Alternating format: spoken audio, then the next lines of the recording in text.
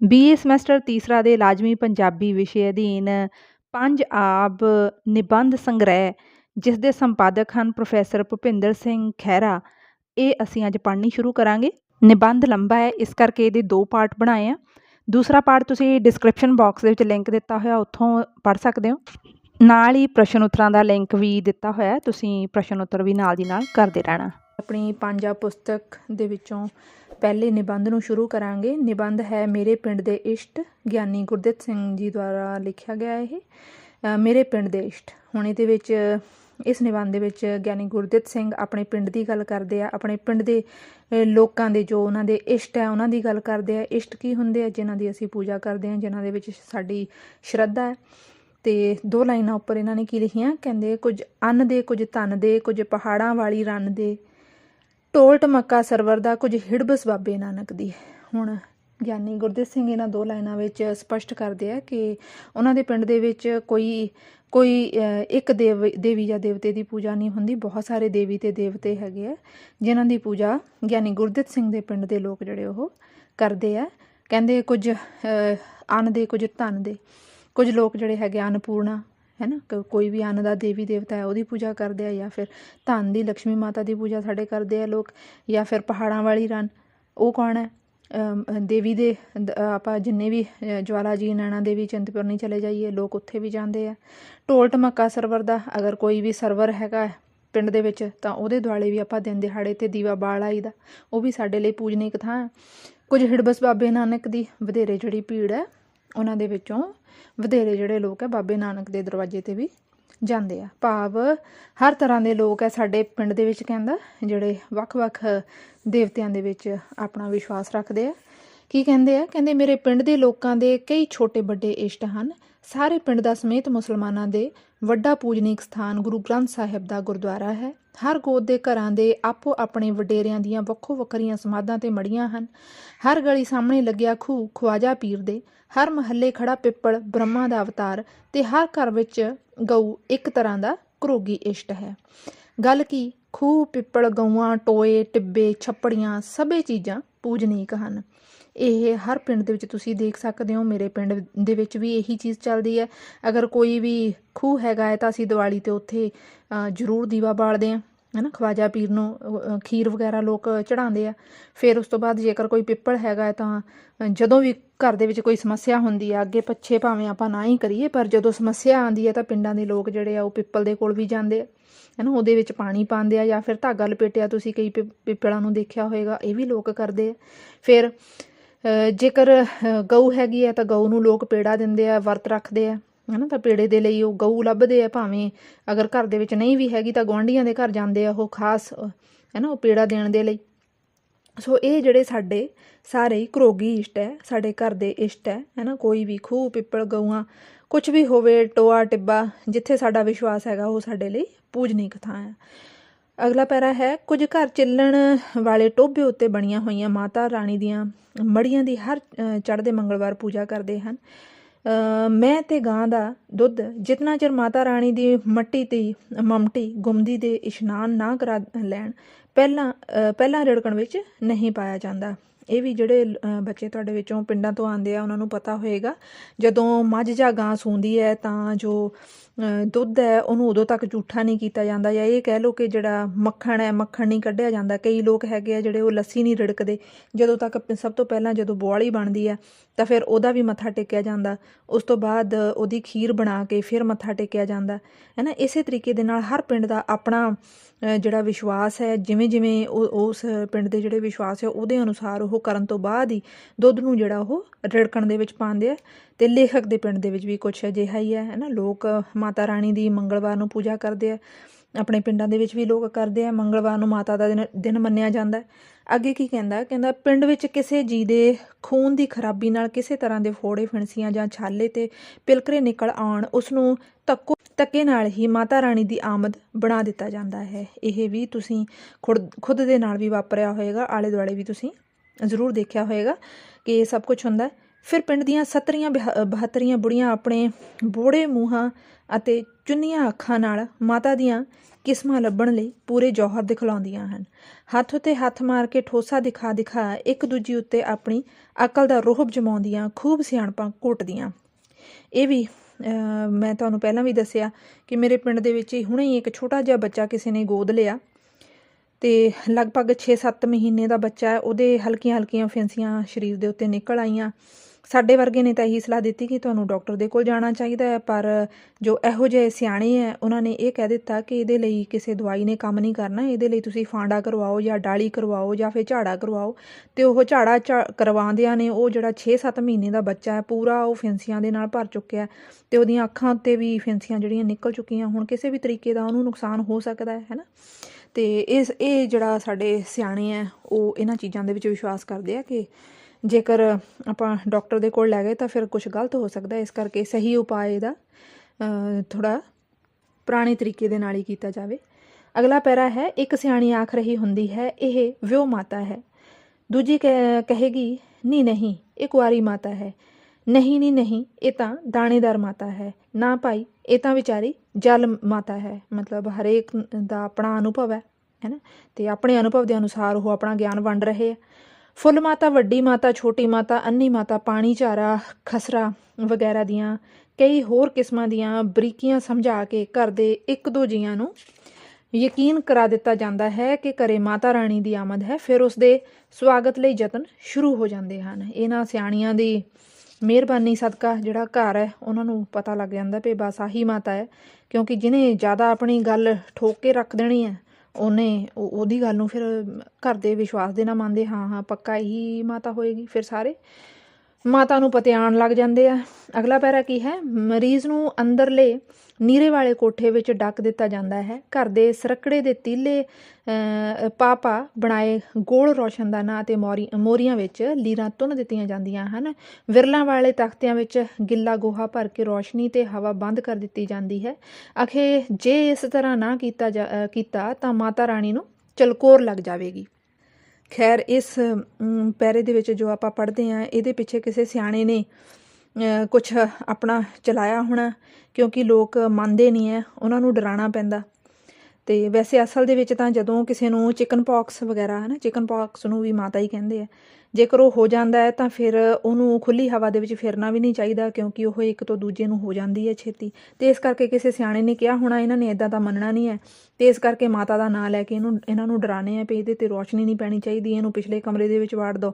ਫਿਰ ਲੋਕਾਂ ਦਾ ਇਹਦੇ ਵਿੱਚ ਵਿਸ਼ਵਾਸ ਹੀ ਪੈਦਾ ਹੋ ਗਿਆ ਕਿ ਜੇਕਰ ਕਿਸੇ ਨੂੰ ਮਾਤਾ ਹੋਈ ਹੈ ਤਾਂ ਹਨੇਰੇ ਜਿਹੇ ਕੋਠੇ ਦੇ ਵਿੱਚ ਉਹਨੂੰ ਵਾੜ ਦਿੱਤਾ ਜਾਵੇ ਅਤੇ ਉੱਥੇ ਲੋ ਵੀ ਨਹੀਂ ਪਹੁੰਚਣੀ ਚਾਹੀਦੀ ਬਾਹਰ ਦੀ। ਫਿਰ ਉਹਨਾਂ ਨੇ ਜਿਹੜੇ ਉਸ ਰੱਕੜੇ ਦੇ ਪਿਛਲੇ ਜਿਹੜੇ ਲੋਕ ਹੁੰਦੇ ਸੀਗੇ ਉਹ ਝੂੰਡ ਜਾਂ ਬੂਝੇ ਵੀ ਕਹਿ ਦਿੰਦੇ ਆ ਨਾ, ਉਹਨਾਂ ਦੇ ਨਾਲ ਉਹਨਾਂ ਦੇ ਜਿਹੜੇ ਘਰ ਬਣੇ ਹੁੰਦੇ ਸੀਗੇ, ਅਤੇ ਉਹਨਾਂ ਨੇ ਕਿਤਿਓਂ ਵੀ ਰੌਸ਼ਨੀ ਆਉਂਦੀ ਹੈ ਉਹਨੂੰ ਬੰਦ ਕਰ ਦੇਣਾ, ਭਾਵੇਂ ਗੋਹੇ ਨਾਲ ਕੀਤਾ ਜਾਂ ਫਿਰ ਘਰ ਦੇ ਵਿੱਚ ਕੱਪੜਾ ਪਿਆ ਹੋਣਾ ਉਹੀ ਤੁੰਨ ਦੇਣਾ।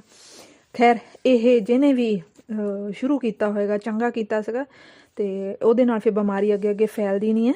ਪਰ ਕਹਿੰਦੇ ਕੀ ਇਹ ਆਖੇ ਜੇ ਇਸ ਤਰ੍ਹਾਂ ਨਾ ਕੀਤਾ ਤਾਂ ਮਾਤਾ ਰਾਣੀ ਨੂੰ ਚਲਕੋਰ ਲੱਗ ਜਾਵੇਗੀ। ਚਮਕੌਰ ਵੀ ਕਹਿ ਦਿੰਦੇ ਆਪਣੇ ਜਿਹੜੇ ਲੋਕ ਹੈ ਨਾ, ਚਮਕੌਰ ਨਹੀਂ ਪੈਣੀ ਚਾਹੀਦੀ, ਸੂਰਜ ਦੀ ਰੌਸ਼ਨੀ ਨਹੀਂ ਪੈਣੀ ਚਾਹੀਦੀ, ਨਹੀਂ ਤਾਂ ਫਿਰ ਜਿਹੜਾ ਮਰੀਜ਼ ਆ ਉਹ ਜ਼ਿਆਦਾ ਤੜਫਦਾ ਹੈ। ਅਗਲਾ ਪੈਰਾ ਕੀ ਹੈ, ਇਹਨਾਂ ਦਿਨਾਂ ਵਿੱਚ ਜੇ ਕਿਧਰੇ ਮੀਂਹ ਪੈਣ ਲੱਗ ਜਾਵੇ, ਬਿਜਲੀ ਗੜਕਦੀ ਹੋਵੇ ਤਾਂ ਸਾਰਾ ਟੱਬਰ ਆਹਣ ਉਡਾਣ ਵਾਲਿਆਂ ਵਾਂਗ ਜੰਗੀ ਤਰੀਕੇ ਨਾਲ ਡਟ ਕੇ ਹੱਲਾ ਬੋਲ ਦਿੰਦਾ ਹੈ। ਬੁੜੀਆਂ ਝੱਟ ਚੱਕੀ ਝੋ ਲੈਂਦੀਆਂ, ਆਦਮੀ ਅਤੇ ਬੱਚੇ ਬੁੱਢੇ ਕੋਈ ਡੱਬਾ, ਕੋਈ ਪੀਪਾ ਅਤੇ ਕੋਈ ਘਰ ਦੇ ਭਾਂਡੇ ਬਾਟੀਆਂ ਅਤੇ ਕਾਂਸੀ ਦੀਆਂ ਥਾਲੀਆਂ ਨੂੰ ਵੱਟਿਆਂ ਅਤੇ ਲੋਹੇ ਦੀਆਂ ਸਾਰੀਆਂ ਜੇ ਹੋਰ ਕੁਝ ਨਾ ਮਿਲੇ ਤਾਂ ਖੁਰਚਣਿਆਂ ਚਮਟਿਆਂ ਨਾਲ ਹੀ ਖੜਕਾ ਕਰਨ ਲੱਗ ਜਾਂਦੇ ਹਨ। ਉਹ ਖੜਕਾ ਕਿਉਂ ਕਰਦੇ ਆ, ਤਾਂ ਕਿ ਜਿਹੜੀ ਮਾਤਾ ਰਾਣੀ ਹੈ ਉਹ ਖਿਜੇ ਨਾ, ਗੁੱਸਾ ਨਾ ਹੋਵੇ, ਕਿਉਂਕਿ ਇਹ ਮੰਨਿਆ ਜਾਂਦਾ ਸੀਗਾ ਇਹ ਪੁਰਾਣੇ ਲੋਕਾਂ ਦਾ ਕਿ ਜੇਕਰ ਬਿਜਲੀ ਵਗੈਰਾ ਦੀ ਆਵਾਜ਼ ਉਸ ਮਰੀਜ਼ ਨੂੰ ਸੁਣਦੀ ਹੈ ਫਿਰ ਵੀ ਉਹਨੂੰ ਪਰੇਸ਼ਾਨ ਹੋਣਾ ਪੈਂਦਾ, ਮਾਤਾ ਗੁੱਸੇ ਹੋ ਜਾਂਦੀ ਹੈ ਅਤੇ ਸਰੀਰ ਸਾਰਾ ਭਰ ਜਾਂਦਾ। ਇਸ ਕਰਕੇ ਜਿਹੜੀਆਂ ਘਰ ਦੇ ਵਿੱਚ ਸਿਆਣੀਆਂ ਹੁੰਦੀਆਂ ਸੀਗੀਆਂ ਉਹਨਾਂ ਨੇ ਆਟਾ ਚੱਕੀ ਦੇ ਉੱਤੇ ਪੀਂਹਦੇ ਹੁੰਦੇ ਸੀਗੇ ਲੋਕ ਪੁਰਾਣੇ, ਅਤੇ ਚੱਕੀ ਜਦੋਂ ਪੀਂਹਦੇ ਆ ਤਾਂ ਆਵਾਜ਼ ਆਉਂਦੀ ਹੈ ਉਹਦੀ ਹੈ ਨਾ, ਉਹ ਉਹਨਾਂ ਨੇ ਆਪਣਾ ਇਹ ਕੰਮ ਛੇੜ ਲੈਣਾ ਅਤੇ ਬਾਕੀਆਂ ਨੇ ਤਬਲੇ ਖੁਰਚਣੇ ਵਜਾਣੇ ਸ਼ੁਰੂ ਕਰ ਦੇਣੇ ਹੈ ਨਾ। ਅਤੇ ਅਗਲਾ ਪੈਰਾ ਹੈ, ਇਹ ਸਾਰਾ ਪਸਾਰਾ ਅਤੇ ਸ਼ੋਰ ਸ਼ਰਾਬਾ ਇਸ ਲਈ ਕੀਤਾ ਜਾਂਦਾ ਹੈ ਕਿ ਬਿਜਲੀ ਦੀ ਕੜਕ ਅਤੇ ਬੱਦਲ ਦੀ ਗਰਜ ਜੇ ਕਿਧਰੇ ਮਾਤਾ ਰਾਣੀ ਨੂੰ ਸੁਣ ਗਈ ਤਾਂ ਬਿਮਾਰ ਦੇ ਛੱਲ ਪੈ ਜਾਵੇਗਾ ਅਤੇ ਨਾਲੇ ਮਾਤਾ ਰਾਣੀ ਵਿਗੜ ਜਾਵੇਗੀ। ਇਹ ਵੈਸੇ ਤੁਸੀਂ ਵੀ ਸੁਣਿਆ ਹੋਣਾ ਕਿ ਜਦੋਂ ਆਪਾਂ ਤੜਕਾ ਵਗੈਰਾ ਲਾਉਂਦੇ ਹਾਂ ਤਾਂ ਉਹਦੇ ਕੋਲ ਵੀ ਨਹੀਂ ਲੋਕ ਜਾਣ ਦਿੰਦੇ। ਇਹ ਆਪਣੇ ਲੋਕਾਂ ਤੋਂ ਪੁੱਛ ਕੇ ਦੇਖਿਓ, ਆਪਣੇ ਘਰਦਿਆਂ ਤੋਂ ਪੁੱਛ ਕੇ ਦੇਖੋ। ਅਗਰ ਕਿਸੇ ਨੂੰ ਇੱਦਾਂ ਦੀ ਕੋਈ ਸਮੱਸਿਆ ਹੈਗੀ ਹੈ, ਮਾਤਾ ਹੋਈ ਹੋਵੇ, ਉਹਨਾਂ ਨੂੰ ਚਿਕਨ ਪੌਕਸ ਹੋਈ ਹੋਵੇ, ਤਾਂ ਉਹਨਾਂ ਨੂੰ ਤੁੜਕਾ ਲੱਗਣ ਜਦੋਂ ਲਗਾਉਂਦੇ ਆ ਉਸ ਤੋਂ ਪਰੇ ਰੱਖਿਆ ਜਾਂਦਾ ਹੈ। ਫਿਰ ਮਾਤਾ ਰਾਣੀ ਨੇ ਟੱਬਰ ਦੇ ਜਿਸ ਚੀਜ਼ ਦੇ ਨਿਕਲੀ ਹੈ ਉਸ ਦਾ ਅੱਧਾ ਅੰਗ ਭੰਗ ਕਰੇ ਬਿਨਾਂ ਤਾਂ ਬਿਲਕੁਲ ਹੀ ਨਹੀਂ ਜਾਣਾ। ਹੋਰ ਕਿਸੇ ਚੀਜ਼ ਨੂੰ ਘਰੋਂ ਕੱਢਣਾ ਹੋਵੇ ਤਾਂ ਆਨਿਆਂ ਬਹਾਨਿਆਂ ਨਾਲ ਤੰਗ ਕੀਤਾ ਜਾਂਦਾ ਹੈ, ਪਰ ਇਹ ਮਾਤਾ ਰਾਣੀ ਇੱਕ ਉਹ ਦੇਵੀ ਹੈ ਜਿਸ ਨੂੰ ਘਰੋਂ ਭੇਜਣ ਲਈ ਖੁਸ਼ ਰੱਖਿਆ ਜਾਂਦਾ ਹੈ ਨਾ ਭਾਣਾ ਮਿੱਠਾ ਮੰਨਣ ਦਾ ਕਮਾਲ ਹੈ ਨਾ। ਇਹ ਸਾਡੇ ਜਿਹੜੇ ਲੋਕ ਹੈ ਬਸ ਭਾਣੇ ਨੂੰ ਮਿੱਠਾ ਮੰਨ ਕੇ ਚੱਲਦੇ ਆ, ਬਾਕੀ ਜੋ ਮਰਜ਼ੀ ਹੋਈ ਜਾਵੇ ਆਪਾਂ ਪੂਜਾ ਪਾਠ ਕਰ ਲੈਣਾ, ਦੇਵੀ ਦੇਵਤਿਆਂ ਨੂੰ ਖੁਸ਼ ਕਰ ਲੈਣਾ ਹੈ ਨਾ, ਕਿਉਂਕਿ ਪਰਮਾਤਮਾ ਖੁਦ ਹੀ ਆ ਕੇ ਕਹਿੰਦੇ ਉਹਨੂੰ ਬੰਦੇ ਨੂੰ ਤੰਗ ਕਰ ਰਿਹਾ, ਪਰ ਆਪਾਂ ਦਵਾਈ ਦੂਈ ਨਹੀਂ ਲੈਣੀ। ਇਹ ਸਾਡੇ ਪੁਰਾਣੇ ਲੋਕਾਂ ਦਾ ਵਿਸ਼ਵਾਸ ਸੀਗਾ। ਬਸ ਜੋ ਵੀ ਕਰ ਰਿਹਾ ਪਰਮਾਤਮਾ ਬਹੁਤ ਹੀ ਬੈਸਟ ਕਰ ਰਿਹਾ, ਪਰ ਜੇਕਰ ਸੋਚਿਆ ਜਾਵੇ ਤਾਂ ਪਰਮਾਤਮਾ ਨੇ ਸਾਨੂੰ ਦਿਮਾਗ ਦਿੱਤਾ ਹੈ ਨਾ। ਅਸੀਂ ਜੜੀਆਂ ਬੂਟੀਆਂ ਦੀ ਖੋਜ ਕਰ ਲਈ, ਅਸੀਂ ਦਵਾਈਆਂ ਦੀ ਖੋਜ ਕਰ ਲਈ, ਉਹ ਕਾਹਦੇ ਲਈ ਕਰ ਲਈ ਹੈ ਨਾ। ਉਹ ਪਰਮਾਤਮਾ ਦੀ ਬਖਸ਼ਿਸ਼ ਹੀ ਹੈ ਸਾਨੂੰ ਉਹਨੇ ਇੰਨਾ ਦਿਮਾਗ ਦਿੱਤਾ ਹੈ ਕਿ ਅਸੀਂ ਇੰਨੀਆਂ ਵੱਡੀਆਂ ਵੱਡੀਆਂ ਖੋਜਾਂ ਕਰ ਰਹੇ ਹਾਂ ਹੈ ਨਾ। ਖੈਰ ਇਹ ਪੁਰਾਣੇ ਲੋਕਾਂ ਦੀ ਸੋਚ ਸੀਗੀ, ਅੱਗੇ ਨਹੀਂ ਵਧਣੀ ਚਾਹੀਦੀ। ਜਿੱਥੇ ਸਾਨੂੰ ਨੁਕਸਾਨ ਹੋ ਰਿਹਾ ਉਹ ਵਾਲੀ ਸੋਚ ਅੱਗੇ ਨਹੀਂ ਵਧਣੀ ਚਾਹੀਦੀ, ਬਾਕੀ ਸਭ ਕੁਝ ਠੀਕ ਹੈ। ਅਗਲਾ ਪੈਰਾ ਹੈ, ਜੇ ਮਰੀਜ਼ ਬਿਨਾਂ ਨੀਮ ਹਕੀਮ ਤੋਂ 9/9 ਹੋ ਜਾਵੇ ਤਾਂ ਜਿਸ ਬੁੜੀ ਨੇ ਮਾਤਾ ਦੀ ਕਿਸਮ ਦੱਸੀ ਹੁੰਦੀ ਹੈ ਉਸ ਦਾ ਹਰ ਗਲੀ ਤੇ ਮੁਹੱਲੇ ਵਿੱਚ ਥਾਂ ਥਾਂ ਅਦਬ ਅਦਾਬ ਕੀਤਾ ਜਾਂਦਾ ਹੈ। ਜੇ ਮਰੀਜ਼ ਵਿੱਚ ਕੋਈ ਕੱਜ ਪੈ ਜਾਵੇ, ਅੰਗ ਭੰਗ ਹੋ ਜਾਵੇ ਤਾਂ ਦੂਜੀਆਂ ਬੁੜੀਆਂ ਆਖਣ ਲੱਗ ਜਾਂਦੀਆਂ ਹਨ, ਮੈਂ ਤਾਂ ਪਹਿਲਾਂ ਕਹਿੰਦੀ ਸੀ ਵਈ ਇਹ ਵਿਹੋ ਮਾਤਾ ਹੈ। ਐਵੇਂ ਸੋਭੀ ਦੇ ਆਖੇ ਲੱਗ ਕੇ ਫੁੱਲ ਮਾਤਾ ਦਾ ਉਪਾਅ ਕਰਾਉਂਦੇ ਰਹੇ। ਵਿਚਾਰੀ ਕੁਮਾਰੀ ਮਾਤਾ, ਵਿਹੋ ਮਾਤਾ ਨੂੰ ਅਣਵਿਆਹੀ ਕਿਹਾ ਜਾਂਦਾ ਹੈ, ਨੂੰ ਐਵੇਂ ਛੇੜ ਬੈਠੇ ਜੇ ਉਹ ਖਿੱਝ ਕੇ ਗੁੱਸਾ ਨਾ ਕਰਦੀ। ਅੱਜ ਕੱਲ੍ਹ ਤਾਂ ਹਰੇਕ ਬੁੜੀ ਸਿਆਣੀ ਬਣੀ ਫਿਰਦੀ ਹੈ। ਹੁਣ ਇਹ ਜਦੋਂ ਜੇ ਤਾਂ ਕੰਮ ਲੋਟ ਆ ਜਾਵੇ ਫਿਰ ਤਾਂ ਠੀਕ ਹੈ, ਜੇਕਰ ਕੋਈ ਨੁਕਸ ਆ ਜਾਵੇ ਫਿਰ ਤਾਂ ਸਾਰੇ ਪੈ ਪੈਂਦੇ ਆ ਟੁੱਟ ਕੇ ਹੈ ਨਾ, ਕਿ ਇਹ ਗਲਤ ਉਹਦੇ ਕਹਿਣ ਦੇ ਕਰਕੇ ਹੋਇਆ ਹੈ ਨਾ। ਇਹ ਖੈਰ ਚੱਲਦਾ ਰਹਿੰਦਾ ਸਮਾਜ ਦੇ ਵਿੱਚ।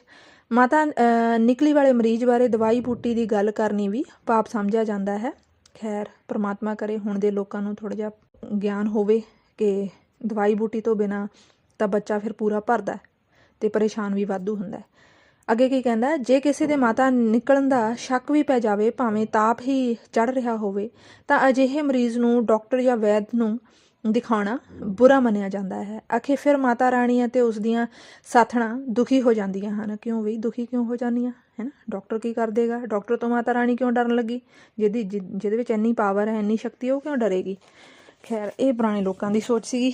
ਅਗਲਾ ਪੈਰਾ ਹੈ, ਇਹ ਤਾਂ ਅੱਜ ਭਲਕ ਮਾਤਾ ਰਾਣੀ ਦਾ ਖੋਤੜਾ ਬਣਨ ਵਾਲਾ ਹੈ। ਐਵੇਂ ਡਾਕਟਰਾਂ ਹਕੀਮਾਂ ਦੇ ਕਾਹਨੂੰ ਘਸੀਟੀ ਫਿਰੀਏ। ਆਖੇ ਨਾਲੇ ਮਾਤਾ ਨਿਕਲਣ ਵੇਲੇ ਕੋਈ ਦਵਾ ਦਾਰੂ ਕਰਨਾ ਉਹ ਮਾੜਾ ਹੁੰਦਾ ਹੈ। ਤਾਪ ਲੰਬਾ ਹੁੰਦਾ ਜਾਵੇ, ਮਰੀਜ਼ ਮਰ ਜਾਵੇ, ਕੋਈ ਪਰਵਾਹ ਨਹੀਂ, ਪਰ ਮਾਤਾ ਰਾਣੀ ਨੂੰ ਗੁੱਸੇ ਨਹੀਂ ਹੋਣ ਦਿੱਤਾ ਜਾਂਦਾ। ਇਹ ਸਾਨੂੰ ਗਿਆਨੀ ਗੁਰਦਿੱਤ ਸਿੰਘ ਜੀ ਇੱਕ ਤਰ੍ਹਾਂ ਨਾਲ ਵਿਅੰਗ ਕਰ ਰਹੇ ਆ ਆਪਣੇ ਹੀ ਸਮਾਜ ਦੇ ਉੱਤੇ, ਆਪਣੇ ਪਿੰਡ ਦੇ ਲੋਕਾਂ ਦੇ ਉੱਤੇ। ਭਾਵੇਂ ਮਰਦਾ ਮਰ ਜੇ, ਦੁਖੀ ਹੋਈ ਜਾਵੇ, ਰੋਈ ਜਾਵੇ, ਤੜਪੀ ਜਾਵੇ, ਪਰ ਮਾਤਾ ਰਾਣੀ ਆਪਾਂ ਖੁਸ਼ ਕਰਕੇ ਛੱਡਣੀ ਹੈ। ਅਗਲਾ ਪੈਰਾ ਹੈ, ਜਿਸ ਜੀ ਦੇ ਮਾਤਾ ਨਿਕਲੀ ਹੋਵੇ, ਬੁੱਢਾ ਹੋਵੇ ਜਾਂ ਇਆਣਾ, ਮਰਦ ਹੋਵੇ ਜਾਂ ਜਨਾਨੀ, ਉਸਨੂੰ ਮਾਤਾ ਰਾਣੀ ਦੇ ਖੋਤੜੇ ਭਾਰਤ ਭੂਸ਼ਣ ਦੀ ਉਪਾਧੀ ਨਾਲ ਭੂਸ਼ਿਤ ਕੀਤਾ ਜਾਂਦਾ। ਆਖੇ ਮਾਤਾ ਰਾਣੀ ਖੋਤੇ ਦੀ ਸਵਾਰੀ ਕਰਦੀ ਹੈ, ਇਸ ਲਈ ਉਸਨੂੰ ਇਹੋ ਨਾਮ ਪਿਆਰਾ ਲੱਗਦਾ ਹੈ। ਜਿਸ ਜੀ ਦੇ ਨਿਕਲੀ ਹੋਵੇ, ਜੇ ਉਸਨੂੰ ਮਾਤਾ ਰਾਣੀ ਦਾ ਖੋਤਾ ਹੋਰ ਲਾਡ ਨਾਲ ਖੋਤੜਾ ਕਿਹਾ ਜਾਵੇ ਤਾਂ ਉਹ ਛੇਤੀ ਹੀ ਖੁਸ਼ ਹੋ ਕੇ ਉਸਦੇ ਹੱਡ ਛੱਡ ਜਾਂਦੀ ਹੈ। ਇਹ ਲੋਕਾਂ ਦਾ ਦੇਖ ਲਓ ਵਿਸ਼ਵਾਸ ਸੀਗਾ ਹੈ ਨਾ। ਇਸੇ ਕਰਕੇ ਤਾਂ ਸਾਨੂੰ ਗਿਆਨੀ ਜੀ ਕਹਿੰਦੇ ਆ ਕਿ ਭਾਰਤ ਭੂਸ਼ਣ ਦੀ ਉਪਾਧੀ ਹੈ ਇਹ ਤਾਂ ਉਹਨਾਂ ਦੇ ਲਈ, ਜਦ ਕਿ ਜੇਕਰ ਸਾਨੂੰ ਵੈਸੇ ਸਮਾਜ ਦੇ ਵਿੱਚ ਕੋਈ ਖੋਤਾ ਕਹਿ ਕੇ ਬੁਲਾਵੇ ਤਾਂ ਸਾਨੂੰ ਬਹੁਤ ਬੁਰਾ ਲੱਗੇਗਾ, ਪਰ ਜਦੋਂ ਮਾਤਾ ਨਿਕਲੀ ਹੈ ਫਿਰ ਖੋਤੜਾ ਸੁਣ ਵੀ ਲੈਂਦੇ ਆ ਅਤੇ ਘਰ ਦੇ ਵੀ ਸਾਰੇ ਕਹੀ ਜਾਂਦੇ ਆ ਖੋਤੜਾ ਹੈ, ਮਾਤਾ ਦਾ ਖੋਤੜਾ ਹੈ। ਚਲੋ ਨੈਕਸਟ ਹੈ, ਜੇ ਉਸ ਵੇਲੇ ਕੋਈ ਟੱਬਰ ਦੇ ਜੀਆਂ ਵਿੱਚੋਂ ਮਰੀਜ਼ ਦਾ ਹਾਲ ਚਾਲ ਪੁੱਛੇ ਤਾਂ ਜਿਵੇਂ ਬਹੂਆਂ ਜੇਠ ਦਾ ਨਾਂ ਨਹੀਂ ਲੈਂਦੀਆਂ, ਉਸੇ ਤਰ੍ਹਾਂ ਮਾਤਾ ਦਾ ਨਾਂ ਲੈ ਕੇ ਜ਼ਿਕਰ ਨਹੀਂ ਕੀਤਾ ਜਾਂਦਾ। ਬਸ ਵਿਚਾਰੀ ਜਾਣ ਵਾਲੀ ਹੈ, ਹੁਣ ਤਾਂ ਘੁੰਗਰੂਆਂ ਵਾਂਗ ਭਰੀ ਪਈ ਹੈ। ਘੁੰਗਰੂਆਂ ਵਾਂਗ ਮਾਤਾ ਥੋੜ੍ਹੀ ਭਰੀ ਪਈ ਹੈ, ਵਿਚਾਰਾ ਮਰੀਜ਼ ਭਰਿਆ ਪਿਆ ਹੈ ਨਾ, ਉਹ ਦੁਖੀ ਹੁੰਦਾ। ਫਿਰ ਕੀ ਕਹਿੰਦਾ, ਭਾਵੇਂ ਮਰੀਜ਼ ਲੇਰਾਂ ਮਾਰਦਾ ਹੋਵੇ, ਘਰ ਦੇ ਮਾਤਾ ਰਾਣੀ ਦੇ ਗੁੱਸੇ ਤੋਂ ਡਰਦੇ ਇਹੀ ਕਹਿਣਗੇ, ਵਿਚਾਰੀ ਨੇ ਪੰਗ ਦੀ ਨਹੀਂ ਲਾਈ, ਹੱਸਦੀ ਖੇਡਦੀ ਆਈ ਹੈ, ਹੱਸਦੀ ਖੇਡਦੀ ਜਾ ਰਹੀ ਹੈ ਨਾ। ਉਹ ਤਾਂ ਮਰੀਜ਼ ਨੂੰ ਹੀ ਪਤਾ ਕਿ ਉਹਦੇ ਨਾਲ ਕੀ ਵਾਪਰ ਰਿਹਾ, ਬਾਕੀਆਂ ਦੇ ਲਈ ਤਾਂ ਹੱਸਦੀ ਖੇਡਦੀ ਹੋਈ ਹੈ। ਮਾਤਾ ਦੇ ਆਉਣ ਜਾਣ ਤੋਂ ਜਦੋਂ ਛਾਲੇ ਤੇ ਪਿਲਕਾਰੇ ਜਿਹੇ ਫਿਸ ਜਾਂਦੇ ਹਨ। ਮਾਤਾ ਰਾਣੀ ਦਾ ਥਾਨ ਅਰਥਾਤ ਚੜਾਵਾ ਦਿੱਤਾ ਜਾਂਦਾ। ਸਰੋਂ ਦੇ ਤੇਲ ਵਿੱਚ ਗੁੜ ਦੇ ਮਿੱਠੇ ਗੁਲਗੁਲੇ ਪਕਾਏ ਜਾਂਦੇ ਹਨ। ਤੇਲ ਪੂਰਨ ਵੇਲੇ ਖਾਸ ਖਿਆਲ ਰੱਖਿਆ ਜਾਂਦਾ ਹੈ ਕਿ ਕਿਧਰੇ ਪਹਿਲ ਪਲੇਠੀ ਦਾ ਕੋਈ ਜੀ ਇਸ ਵੇਲੇ ਨਾ ਆ ਜਾਵੇ। ਘਰ ਦੇ ਜੇਠੇ ਪੁੱਤ ਧੀ ਘਰੋਂ ਕੱਢ ਦਿੱਤੇ ਜਾਂਦੇ ਹਨ। ਟੱਬਰ ਜਾਂ ਆਂਢ ਗੁਆਂਢ ਤੋਂ ਕਿਸੇ ਭਾਗ ਵਾਲੇ ਜੀ ਖਾਸ ਕਰਕੇ ਛੋਟੇ ਅਤੇ ਅਣਭੋਲ ਬੱਚਿਆਂ ਵਿੱਚੋਂ ਇੱਕ ਨੂੰ ਖੜ੍ਹਾ ਕੀਤਾ ਜਾਂਦਾ ਹੈ। ਬਾਕੀ ਸਾਰੇ ਹੁਕਮ ਬਿਠਾ ਦਿੱਤੇ ਜਾਂਦੇ ਹਨ ਤਾਂ ਜੋ ਪੈੜਾ ਚੰਗਾ ਆ ਜਾਵੇ। ਜਿੰਨਾ ਚਿਰ ਮਾਤਾ ਨਿਕਲਣ ਵਾਲੇ ਜੀ ਨੂੰ ਨਾਲ ਲੈ ਕੇ ਮਾਤਾ ਰਾਣੀ ਦੀ ਮਟੀਲੀ ਉੱਤੇ ਗੁਲਗੁਲੇ ਚੜ੍ਹਾ ਕੇ ਗਧੇ ਨੂੰ ਭੋਗ ਨਹੀਂ ਲਗਾਇਆ ਜਾਂਦਾ, ਉਤਨਾ ਚਿਰ ਟੱਬਰ ਦਾ ਕੋਈ ਵੀ ਜੀ ਇਸ ਨੂੰ ਜੂਠੇ ਨਹੀਂ ਕਰਦਾ। ਮਾਤਾ ਰਾਣੀ ਦਾ ਡਰ ਕਿਤੇ ਮਾੜੀ ਮੋਟੀ ਚੀਜ਼ ਹੈ, ਵਿਚਾਰੀ ਭਲੀ ਹੀ ਕਰੇ ਆਖ ਕੇ ਭੋਗ ਲਾਇਆ ਜਾਂਦਾ ਹੈ। ਖੈਰ ਇਹ ਤਾਂ ਚੰਗੀ ਗੱਲ ਹੈ ਕਿ ਘੱਟੋ ਘੱਟ ਨਿਆਣਿਆਂ ਨੂੰ ਗੁਲਗੁਲੇ ਤਾਂ ਮਿਲਦੇ ਆ, ਆਪਾਂ ਗੋਗਲੇ ਕਹਿ ਦਿੰਦੇ ਹਾਂ ਨਾ, ਗੋਗਲੇ ਤਾਂ ਮਿਲਦੇ ਖਾਣ ਨੂੰ। ਅਤੇ ਜੋ ਜੇਠਾ ਬੱਚਾ ਹੁੰਦਾ ਹੈ, ਵੱਡਾ ਪੁੱਤਰ ਜਾਂ ਧੀ ਹੁੰਦੀ ਹੈ, ਉਹਨੂੰ ਤਾਂ ਲੋਕ ਬਚਾਉਂਦੇ, ਤੁਸੀਂ ਆਪ ਦੇਖੇ ਹੋਣੇ, ਤੁਹਾਡੇ ਘਰ ਦੇ ਵੀ ਕਹਿੰਦੇ ਹੋਣੇ ਕਿ ਤੂੰ ਪੁੱਤ ਜੇਠਾ ਹੈ, ਤੂੰ ਬਿਜਲੀ ਗਰਜਦੀ ਹੈ ਬਾਹਰ ਅਤੇ ਤੂੰ ਬਾਹਰ ਨਹੀਂ ਨਿਕਲਣਾ, ਹੈ ਨਾ। ਇਹ ਉਹਨਾਂ ਦੀ ਆਪਣੀ ਜ਼ਿੰਦਗੀ ਦੀ ਫਿਲੋਸਫੀ ਹੈ। ਅਗਲਾ ਹੈ ਪਾਣੀ ਝਾਰੇ 'ਤੇ ਖਸਰਾ ਹਟਾਉਣ ਲਈ ਹਥੌਲੇ ਕਰਾਏ ਜਾਂਦੇ। ਇਹ 40 ਰੋਜ਼ਾ ਹੈ, ਇਹ 50 ਰੋਜ਼ਾ ਹੈ। ਦੱਸ ਕੇ ਜੰਤਰ ਮੰਤਰ ਕਰਨ ਵਾਲਾ ਸਿਆਣਾ ਗਾਰੜੂ ਘਰਦਿਆਂ ਨੂੰ ਪਰਚਾਈ ਰੱਖਦਾ ਹੈ। ਪਿੰਡ ਵਿੱਚ ਕੋਈ ਜੀ ਡੌਰ ਭੌਰ ਜਿਹਾ ਹੋ ਜਾਵੇ, ਕੋਈ ਡੇਰਿਓਂ ਜਾਂ ਗੁਰਦੁਆਰਿਓਂ ਵੱਧ ਸੁੱਖਾ ਪੀ ਕੇ ਅਟਕਲ ਪੱਚੂ ਗੱਲਾਂ ਕਰ ਬੈਠੇ, ਵਧੇਰੇ ਗਰਮੀ ਖੁਸ਼ਕੀ ਜਾਂ ਕਿਸੇ ਹੋਰ ਤਰ੍ਹਾਂ ਦੀ ਬਿਮਾਰੀ ਦੇ ਤਾਪ ਚੜ੍ਹਨ ਨਾਲ ਕੋਈ ਬਰੜਾਉਣ ਲੱਗ ਜਾਵੇ, ਬਿਨਾਂ ਕਿਸੇ ਦੇਖ ਰੇਖ ਦੇ ਹੀ ਸਾਰੇ ਪਿੰਡ ਵਿੱਚ ਧੂਮ ਪੈ ਜਾਂਦੀ, ਉਸ ਨੂੰ ਤਾਂ ਭਾਈ ਛਾਇਆ ਹੋ ਗਈ ਹੈ। ਇਹ ਵੀ ਤੁਸੀਂ ਸੁਣਿਆ ਹੋਣਾ, ਸਾਡੇ ਲਈ ਕੋਈ ਨਵੀਂ ਗੱਲ ਨਹੀਂ ਹੈ ਨਾ। ਜਦੇ ਹੀ ਭੂਤ ਚਿੰਬੜ ਜਾਂਦੇ ਆ, ਹੈ ਨਾ। ਕੋਈ ਹਵਾ ਆ ਜਾਂਦੀ ਹੈ ਸਾਡੇ ਵਿੱਚ ਅਤੇ ਫਿਰ ਬਸ, ਭਾਵੇਂ ਉਹ ਬੁਖਾਰ ਹੀ ਚੜ੍ਹਿਆ ਹੋਵੇ ਦਿਮਾਗ ਨੂੰ ਬੁਖਾਰ ਚੜ੍ਹ ਜੇ ਨਾ, ਜ਼ਿਆਦਾ ਬੁਖਾਰ ਚੜ੍ਹ ਜੇ ਤਾਂ ਬੰਦਾ ਕੁਛ ਨਾ ਕੁਛ ਬੋਲਦਾ ਰਹਿੰਦਾ। ਫਿਰ ਸਾਡੇ ਪਿੰਡਾਂ ਦੇ ਲੋਕ ਜਿਹੜੇ ਉਹਦੇ 'ਤੇ ਛਾਇਆ ਛੇਤੀ ਉਹ ਲੈ ਆਉਂਦੇ ਆ, ਬਾਬਾ ਜੀ ਦੀ ਜਾਂ ਮਾਤਾ ਜੀ ਦੀ। ਜਿਹੜੀ ਝਿੜੀ ਵਾਲੇ ਟੋਭੇ 'ਤੇ ਪਿੱਪਲ ਉੱਤੇ ਭੂਤ ਰਹਿੰਦੀ ਹੈ ਨਾ, ਇਸ ਵਿੱਚ ਤਾਂ ਉਹ ਵੜ ਗਈ ਹੈ। ਜ਼ਰੂਰ ਕੋਈ ਤਕੜੀ ਪਾਉਣ ਆਈ ਹੈ, ਨਹੀਂ ਤਾਂ ਇਹ ਮਾੜੀ ਮੋਟੀ ਚੀਜ਼ ਨੂੰ ਊਂਈ ਵਿਧਣ ਵਾਲਾ ਨਹੀਂ। ਲੋਕ ਬੜਾ ਡਰਾਉਂਦੇ ਆ। ਮੈਂ ਵੀ ਛੋਟੀ ਹੁੰਦੀ ਬਹੁਤ ਡਰਦੀ ਹੁੰਦੀ ਸੀਗੀ। ਇੱਕ ਸਾਡੇ ਵੀ ਸਕੂਲ ਨੂੰ ਜਾਂਦੇ ਆ ਰਾਹ ਦੇ ਵਿੱਚ ਇੱਕ ਮਕਾਨ ਸੀਗਾ ਜਿੱਥੇ ਕਿਸੇ ਦੀ ਡੈਥ ਹੋ ਗਈ ਸੀਗੀ, ਉੱਥੇ ਵੀ ਲੋਕ ਬੜਾ ਰੌਲਾ ਪਾਉਂਦੇ ਸੀਗੇ ਕਿ ਇੱਥੇ ਭੂਤ ਹੈ, ਅਤੇ ਉੱਥੋਂ ਬੜਾ ਡਰ ਕੇ ਲੰਘਦੇ ਹੁੰਦੇ ਸੀਗੇ। ਉਹ ਤਾਂ ਹੁਣ ਪਤਾ ਹੈ ਕਿ ਕੁਛ ਨਹੀਂ ਹੈ, ਇਨਸਾਨ ਤੋਂ ਵੱਡਾ ਭੂਤ ਤਾਂ ਕੋਈ ਹੋਰ ਹੈ ਹੀ ਨਹੀਂ। ਅੱਗੇ ਕੀ ਹੈ, ਕੋਈ ਆਖਦੀ ਹੈ ਉਹ ਜੋ ਤਕੀਏ ਵਾਲਾ ਕਰੜਾ ਥਾਂ ਹੈ, ਇੱਥੋਂ ਦੀ ਬੋਪਨੀਤ ਲੰਘ ਗਿਆ ਹੋਣਾ। ਜ਼ਰੂਰ ਉੱਥੋਂ ਹੀ ਕੁਝ ਭੈ ਲੱਗਿਆ ਹੋਇਆ, ਕਰੜੀ ਥਾਂ ਹੈ ਨਾ, ਜਿੱਥੋਂ ਦਾ ਜਿਹੜਾ ਦੇਵੀ ਦੇਵਤਾ ਜਾਂ ਸਾਡਾ ਇਸ਼ਟ ਹੈ ਬੜਾ ਤਕੜਾ ਹੋਵੇ, ਛੇਤੀ ਉਹ ਖਿੱਚ ਜਾਂਦਾ ਹੋਵੇ। ਕਈ ਥਾਂ ਹੈਗੇ ਆ ਨਾ ਜਿੱਥੇ ਇਸਤਰੀਆਂ ਨੂੰ ਵੜ ਨਹੀਂ ਦਿੱਤਾ ਜਾਂਦਾ, ਜੇਕਰ ਵੜ ਜਾਵੇ ਤਾਂ ਫਿਰ ਉਲਟ ਫੁਲਟ ਹੋ ਜਾਂਦਾ ਕਹਿੰਦੇ ਘਰ ਦੇ ਵਿੱਚ, ਹੈ ਨਾ। ਇਹੋ ਜਿਹੀ ਜਗ੍ਹਾ ਕੋਈ ਅਗਰ ਉੱਧਰੋਂ ਲੰਘ ਜਾਵੇ ਤਾਂ ਫਿਰ ਵੀ ਹੈ ਨਾ, ਉਹਨੂੰ ਕੁਛ ਨਾ ਕੁਛ ਹੋ ਸਕਦਾ। ਨਹੀਂ ਭਾਈ, ਇਹ ਬਲਾ ਤਾਂ ਸਾਧਾਂ ਵਾਲੇ ਖੂਹ ਤੋਂ ਚਿੰਬੜੀ ਹੋਣੀ ਹੈ। ਜਨਾਨੀਆਂ ਦੀ ਖਿਆਲ ਉਡਾਰੀ ਇਸ ਤੋਂ ਵੱਖਰੀ ਹੁੰਦੀ ਹੈ। ਇੱਕ ਕਹਿੰਦੀ ਉਹ ਜਿਹੜੀ ਸੀ ਨਾ ਗਿੱਲਾਂ ਦੀ ਬਹੂ, ਉਹ ਸ਼ਿਲੇ ਵਿੱਚ ਕੁਚੀਲ ਮਰ ਗਈ ਸੀ। ਮੈਂ ਕਹਿੰਦੀ ਹਾਂ ਇਸ ਵਿੱਚ ਉਹ ਆਈ ਹੋਵੇਗੀ। ਸ਼ਿਲਾ ਬੱਚਾ ਜੰਮਣ ਤੋਂ ਬਾਅਦ ਕਈ 21 ਦਿਨ ਜਿਹੜੇ ਉਹ ਜੋ ਜਿਸ ਦੇ ਬੱਚਾ ਹੋਇਆ ਹੁੰਦਾ ਉਹਨੂੰ ਅੰਦਰ ਰੱਖਦੇ ਆ, ਸ਼ਿਲੇ ਦਾ ਸਮਾਂ ਮੰਨਿਆ ਜਾਂਦਾ ਹੈ, ਅਤੇ ਉਸ ਸਮੇਂ ਉਹਨੂੰ ਬਾਹਰ ਨਹੀਂ ਨਿਕਲਣ ਦਿੱਤਾ ਜਾਂਦਾ, ਹੈ ਨਾ। ਬਦਰੂਹਾਂ ਵਗੈਰਾ ਇਹਨਾਂ ਚੀਜ਼ਾਂ ਦੇ ਵਿੱਚ ਵਿਸ਼ਵਾਸ ਕੀਤਾ ਜਾਂਦਾ ਕਿ ਉਹ ਆ ਸਕਦੀਆਂ ਉਹਦੇ ਨਾਲ ਘਰ ਦੇ ਵਿੱਚ। ਕੁਛ ਐਸੇ ਅਲੱਗ-ਅਲੱਗ ਇਲਾਕਿਆਂ ਦੇ ਵਿੱਚ ਅਲੱਗ-ਅਲੱਗ ਵਿਸ਼ਵਾਸ ਹੈ। ਫਿਰ ਕੀ ਕਹਿੰਦੀ, ਦੂਜੀ ਆਖਦੀ ਨਹੀਂ ਤੈਨੂੰ ਨਹੀਂ ਪਤਾ, ਇਸ ਤਰ੍ਹਾਂ ਤਾਂ ਇਹਦੀ ਲੌਂਗੋਵਾਲ ਵਾਲੀ ਪਤੀਸ ਆਈ ਹੋਣੀ ਹੈ। ਉਹ ਇਸ ਨਾਲ ਬੜਾ ਮੋਹ ਰੱਖਦੀ ਸੀ। ਬਾਹਲਾ ਮੋਹ ਵੀ ਐਵੇਂ ਜਾਣ ਦਾ ਖੌਅ ਹੁੰਦਾ ਹੈ ਭੈਣੇ। ਪਤੀਸ ਕੀ ਹੁੰਦੀ ਹੈ? ਚਾਚੀ ਜਾਂ ਤਾਈ। ਜਦੋਂ ਵਿਆਹ ਹੋ ਜਾਂਦਾ ਕੁੜੀ ਦਾ ਤਾਂ ਉੱਧਰ ਦੇ ਜਿਹੜੇ ਰਿਸ਼ਤਿਆਂ ਦੇ ਵਿੱਚੋਂ ਚਾਚੀ ਜਾਂ ਤਾਈ ਲੱਗਦੀ ਹੋਵੇ ਉਹਨੂੰ ਪਤੀਸ ਕਹਿੰਦੇ ਆ। ਆਪਣੀ ਮਦਰ ਤੋਂ ਜ਼ਰੂਰ ਪੁੱਛਿਓ, ਠੀਕ ਹੈ, ਇਸ ਦੇ ਬਾਰੇ। ਫਿਰ ਇਹ ਵੀ ਕਈ ਜਨਾਨੀਆਂ ਕਹਿ ਦਿੰਦੀਆਂ ਵਿਚਾਰਾ ਕੋਈ ਇੱਕ ਤਾਂ ਮਰ ਗਿਆ, ਹੈ ਨਾ, ਉਹਦੇ ਬਾਰੇ ਫਿਰ ਪੁੱਠਾ ਸਿੱਧਾ ਬੋਲਣਾ ਸ਼ੁਰੂ ਕਰ ਦਿੰਦੇ ਕਿ ਉਹਦਾ ਬਹੁਤ ਜ਼ਿਆਦਾ ਪਿਆਰ ਸੀਗਾ ਇਸ ਕਰਕੇ ਉਹ ਇਹਦੇ ਵਿੱਚ ਆ ਗਿਆ। ਭਲਾ ਪਿਆਰ ਕਰਨ ਵਾਲਾ ਅਗਲੇ ਨੂੰ ਕਿਵੇਂ ਦੁੱਖ ਦੇ ਸਕਦਾ, ਹੈ ਨਾ। ਜਿਹਨੂੰ ਅਸੀਂ ਪਿਆਰ ਕਰਦੇ ਹਾਂ ਉਹਨੂੰ ਕਦੇ ਵੀ ਅਸੀਂ ਤਕਲੀਫ ਦੇਣਾ ਹੀ ਨਹੀਂ ਚਾਹਾਂਗੇ। ਪਰ ਸਾਡੇ ਲੋਕਾਂ ਦਾ ਇਹ ਵਿਸ਼ਵਾਸ ਹੈ ਕਿ ਜਿਹਦੇ ਨਾਲ ਜ਼ਿਆਦਾ ਮੋਹ ਕੀਤਾ ਜਾਵੇ, ਜੇ ਉਹ ਮਰ ਜਾਵੇ ਫਿਰ ਆ ਕੇ ਤੁਹਾਨੂੰ ਚਿੰਬੜ ਸਕਦਾ। ਅਗਲਾ ਪੈਰਾ ਹੈ, ਭਾਈ ਵੱਡੇ ਵਡੇਰਿਆਂ ਨੇ ਵੀ ਤਾਂ ਆਪਣੀ ਮੰਨਤ ਕਰਾਉਣੀ ਹੋਈ। ਹੁਣ ਇਹ ਵੀ ਸੋਚ ਹੁੰਦੀ ਸੀਗੀ ਉਹਨਾਂ ਦੀ ਕਿ ਵੱਡੇ ਵਡੇਰੇ ਹੈ ਨਾ, ਅਗਰ ਘਰ ਦੇ ਵਿੱਚ ਮਰ ਜਾਂਦੇ ਆ ਤਾਂ ਫਿਰ ਉਹ ਆਪਣੀ ਮੰਨਤ ਮਾਨਤਾ ਕਰਵਾਉਣਾ ਚਾਹੁੰਦੇ ਆ। ਇਹ ਵੀ ਮੰਨਦੇ ਨਹੀਂ ਸੀ, ਹੈ ਨਾ। ਜੇਕਰ ਕੋਈ ਜਿਵੇਂ ਕਈ ਐਸੇ ਧਰਮ ਹੈਗੇ ਆ ਜਿਨ੍ਹਾਂ ਦੇ ਵਿੱਚ ਲੋਕ ਆਪਣੇ ਵੱਡੇ ਵਡੇਰਿਆਂ ਦੀ, ਜਿਵੇਂ ਆਪਾਂ ਹੁਣ ਇਹਨਾਂ ਦਿਨਾਂ ਦੇ ਵਿੱਚ ਸਾਡੇ ਪੰਜਾਬ ਦੇ ਵਿੱਚ ਸਰਾਧ ਕਰਾਏ ਜਾਂਦੇ ਆ, ਉਹ ਕਰਵਾਉਂਦੇ ਨਹੀਂ ਹੈ। ਜੇਕਰ ਕੋਈ ਕਿਸੇ ਪਾਸੇ ਲੱਗ ਜਾਵੇ ਅਤੇ ਫਿਰ ਉਹਦੇ ਵਿੱਚ ਕਿਹਾ ਗਿਆ ਹੋਵੇ ਕਿ ਨਹੀਂ ਵੀ ਇਹ ਕਰਾਉਣਾ ਗਲਤ ਹੈ, ਅਤੇ ਉਹ ਕਰਵਾਉਂਦੇ ਨਹੀਂ, ਅਤੇ ਲੋਕ ਫਿਰ ਜਿਹੜੇ ਨਾਲ ਦੇ ਪਰਿਵਾਰ ਦੇ ਜਾਂ ਸਮਾਜ ਦੇ ਲੋਕ ਕਹਿੰਦੇ ਆ ਕਿ ਇਹ ਕਰਵਾਉਂਦੇ ਨਹੀਂ ਸੀਗੇ, ਇਸ ਕਰਕੇ ਇਹਨਾਂ ਦੇ ਨਾਲ ਗਲਤ ਹੋਇਆ, ਜਦ ਕਿ ਹੁੰਦਾ ਤਾਂ ਸਭ ਕੁਛ ਕੁਦਰਤੀ ਹੈ। ਹੁਣ ਨਾ ਮੰਨਣ ਤਾਂ ਦੇਖੋ ਕਿਵੇਂ ਸਾਰਾ ਟੱਬਰ ਸਿਆਣਿਆਂ ਮਗਰ ਭੱਜਿਆ ਫਿਰਦਾ ਹੈ। ਆਦਿਕ ਆਵਾਜ਼ੇ ਕੱਸੇ ਜਾਂਦੇ ਹਨ, ਹਰੇਕ ਨੇ ਆਪਣੇ ਆਪਣੇ ਮੂੰਹ ਅਲੱਗ-ਅਲੱਗ ਗੱਲਾਂ ਕਰਨੀਆਂ ਹੁੰਦੀਆਂ। ਫਿਰ ਨਹੀਂ ਇਹ ਤਾਂ ਇਸ ਦੇ ਸਹੁਰਿਆਂ ਨੇ ਜਿਹੜੀ ਸਿੱਟ ਸੁੱਟੀ ਹੈ। ਪਰਸੋਂ ਰਾਤ ਨੂੰ ਮੈਂ ਕੋਠੇ 'ਤੇ ਚੜ੍ਹੀ ਤਾਂ ਉੱਤੋਂ ਦੀ ਛਾਂ ਕਰਦੀ ਜਾਂਦੀ ਵੇਖੀ ਸੀ। ਇਹ ਦੇਖ ਲਓ, ਪਤਾ ਨਹੀਂ ਕਿਹਨਾਂ ਨੂੰ ਬਲਾ ਦਿਖ ਜਾਂਦੀ ਹੈ ਹੈ ਨਾ। ਸਿੱਟ ਸੁੱਟੀ ਸੀ, ਮਤਲਬ ਬਲਾ ਕੋਈ ਹੈ ਨਾ, ਕੋਈ ਹਵਾ ਛੱਡ ਦਿੱਤੀ ਉਹਨਾਂ ਦੇ ਘਰ ਦੇ ਉੱਤੇ, ਤਾਂ ਕਰਕੇ ਉਹਨਾਂ ਦਾ ਕੋਈ ਨੁਕਸਾਨ ਹੋ ਰਿਹਾ। ਸ਼ਾਇਦ ਕੋਈ ਕੁੜੀ ਨੂੰ ਤੰਗ ਕਰਦੇ ਹੋਣੇ ਆ, ਤਾਂ ਕਰਕੇ ਅਗਲੇ ਛੱਡ ਗਏ ਹੋਣੇ ਸਹੁਰਿਆਂ ਨੇ, ਹੈ ਨਾ, ਕਿਸੇ ਦੇ ਸਹੁਰੇ ਛੱਡ ਗਏ ਹੋਣਗੇ। ਖੈਰ, ਦੇਖਣ ਵਾਲਾ ਬੜਾ ਮਹਾਨ ਬੰਦਾ ਹੈ ਜਿਹੜਾ ਇਹੋ ਜਿਹੀਆਂ ਚੀਜ਼ਾਂ ਦੇਖ ਲੈਂਦਾ। ਉਹ ਉੱਡਦੀ ਦੇਖ ਲੈਂਦੀ ਹੈ ਅਤੇ ਉਹ ਹਵਾ ਉਹਨੂੰ ਕੁਛ ਵੀ ਨਹੀਂ ਕਹਿੰਦੀ, ਛਾਂ ਕਰਦੀ ਲੰਘ ਜਾਂਦੀ ਹੈ। ਅਗਲਾ ਪੈਰਾ ਹੈ, ਬਿਮਾਰ ਨੂੰ ਦਵਾ ਦਾਰੂ ਦੇਣ ਦੀ ਥਾਂ ਝਾੜਾ ਕਰਨ ਵਾਲੇ ਸਾਈਂ, ਚੋਰ ਜਾਂ ਭਰਾਈ ਆਦਿ ਸਿਆਣੇ ਲਿਆ ਕੇ ਗੁੱਗਲ ਅਤੇ ਗੰਦ ਦੀਆਂ ਧੂਣੀਆਂ ਦੀਆਂ ਮਹਿਕਾਂ ਨਾਲ ਵਾਯੂਮੰਡਲ ਸੁਗੰਧਿਤ ਜਾਂ ਦੁਰਗੰਧਿਤ ਕੀਤਾ ਜਾਂਦਾ ਹੈ। ਉਹ ਉਹਦੇ ਹਿਸਾਬ ਦੇ ਨਾਲ ਹੋਣਾ, ਜਿਵੇਂ ਮਾਤਾ ਰਾਣੀ ਹੈ ਤਾਂ ਉਹਨੂੰ ਸੋਹਣੀ ਸੁਗੰਧ ਚਾਹੀਦੀ ਹੈ। ਜੇਕਰ ਕੋਈ ਭੂਤ ਪ੍ਰੇਤ ਕਿਸੇ ਨੂੰ ਲੱਗ ਗਿਆ ਤਾਂ ਫਿਰ ਉਹ ਦੁਰਗੰਧਿਤ ਜਿਹੜੇ ਧੂਫ ਵਗੈਰਾ ਉਹ ਕਰਦੇ ਹੁੰਦੇ ਸੀਗੇ, ਹੈ ਨਾ, ਤਾਂ ਕਿ ਜਿਹੜੀ ਬੁਰੀ ਬਲਾ ਉਹ ਭੱਜ ਜਾਵੇ। ਚਿਮਟਾ ਖੁਰਚਣਾ, ਪੁੱਠਾ ਰੜਕਾ ਜਾਂ ਸੋਹਣ ਫੜ ਕੇ ਸਿਆਣੇ ਭਗਤ ਫਰ ਬੁੱਲ ਹਿਲਾਉਂਦੇ ਮੰਤਰਾਂ ਦਾ ਜਾਪ ਕਰਕੇ ਲੰਮੀਆਂ ਫੂਕਾਂ ਮਾਰ ਕੇ ਮਰੀਜ਼ ਤੋਂ ਛਾਇਆ ਦੂਰ ਕਰਦੇ ਹਨ। ਕਾਲਾ ਬੱਕਰਾ ਜਾਂ ਕੁੱਕੜ ਵੱਢ ਕੇ ਇਸ ਬਲਾ ਨੂੰ ਚਾੜਿਆ ਜਾਂਦਾ ਹੈ। ਲਾਲ ਖੰਮਣੀਆਂ ਬੰਨ੍ਹ ਕੇ ਕੋਰਾ ਤਪਲਾ ਸਤਨਾਜੇ ਨਾਲ ਭਰ ਕੇ ਪਿੰਡ ਦੇ ਚੁਰਸਤੇ ਵਿੱਚ ਭੰਨਣਾ। ਜੇ ਜਨਾਨੀ ਵਿੱਚ ਭੂਤ ਆਇਆ ਹੋਵੇ ਤਾਂ ਤਨ ਦੇ ਸਾਰੇ ਕੱਪੜੇ ਉੱਥੇ ਨਹਾ ਕੇ ਸੁੱਟ ਆਉਣੇ ਵੱਡੇ ਉਪਾਅ ਸਮਝੇ ਜਾਂਦੇ ਹਨ। ਇਹ ਅੱਜ ਵੀ ਚੱਲਦਾ ਆਪਣੇ ਪੰਜਾਬ ਦੇ ਵਿੱਚ।